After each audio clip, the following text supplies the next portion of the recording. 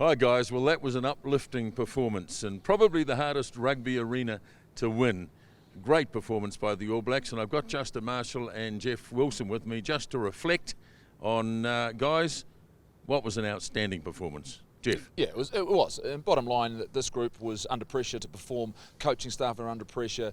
We introduced new players into a starting lineup, and what I saw was a resilience, a toughness, and a belief in the work they've done leading up to it. The question I have now, though, is every team has a turning point.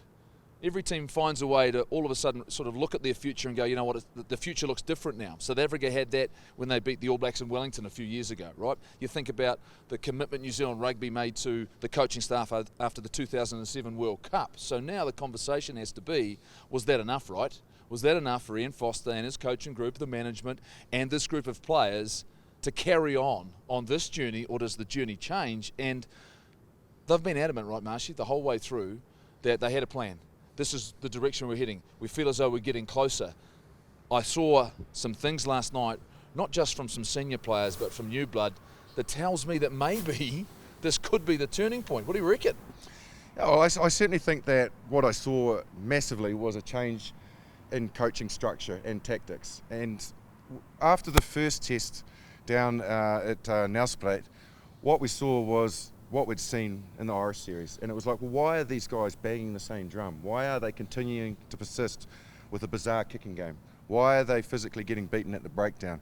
Why are we not playing what's within our DNA, which is naturally to use the ball, fatigue the opposition? And then all of a sudden, tactically, there's no doubt in my mind, Ian Foster and his coaching group out-coached the Springboks. Their tactics were perfect.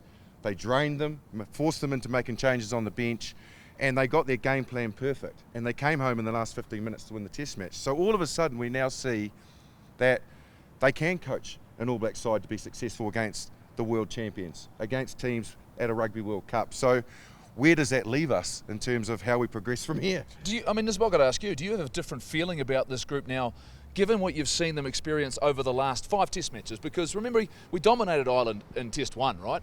And then an unusual test in Dunedin with yellow and red cards, outplayed in the 3rd, didn't show a lot in the 4th, and then all of a sudden we put on a performance like that in the toughest place to play in South Africa. Yeah, look, I have got a different feeling about it. I think we all considered, didn't we, when this team was announced, 4 or 5 days ago, that it was a pretty conservative, we all had our crack at the team and selecting it, and we had all sorts of blokes. We had Geordie on the wing, we had Bodie at fullback, we had everything. But in the end, they were quite conservative. So, look, I do feel good because I think they showed faith.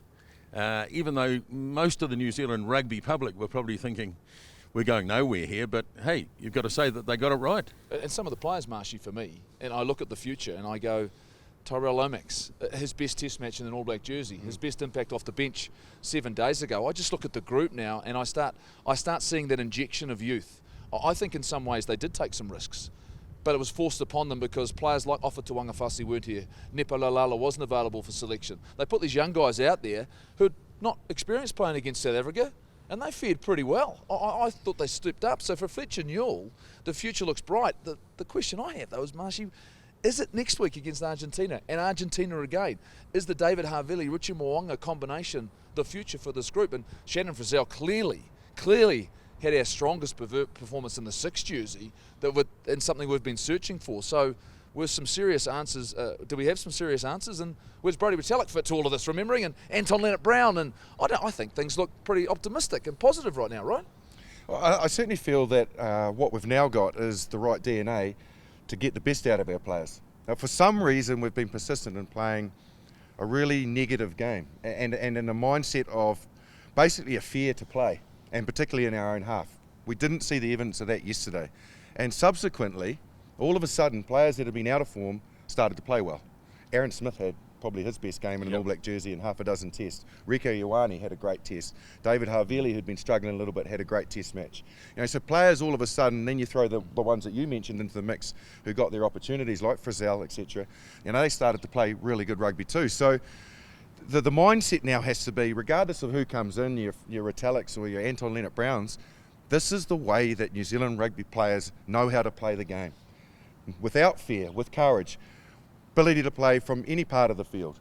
Are we able to now progress forward and encourage those players to play that way without worrying about losing test matches?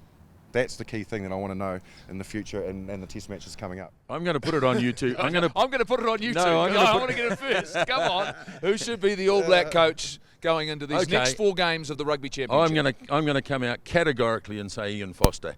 How the hell can you drop a coach after a performance like that? And I fully support that. I fully believe, and I always believe that they should have given them well and true to the end of the Rugby Championship anyway, to prove the process he was going through, to prove himself in terms of all the consistent messages that they were heading in the right direction. We've now got the chance to do that for 2 tests against Argentina and hold the Bledisloe Cup against Australia. If we did that, guess what? We'd probably win the Rugby Championships, and then there's 3 trophies in the cabinet that we already hold. So the course of the All Blacks on the back of this one performance should be changed. I think he should be given the opportunity. Absolutely beautifully answered, men. I've got no Don't you microphone, sit on the so fence. I'm done. Don't you sit on the fence. Seriously.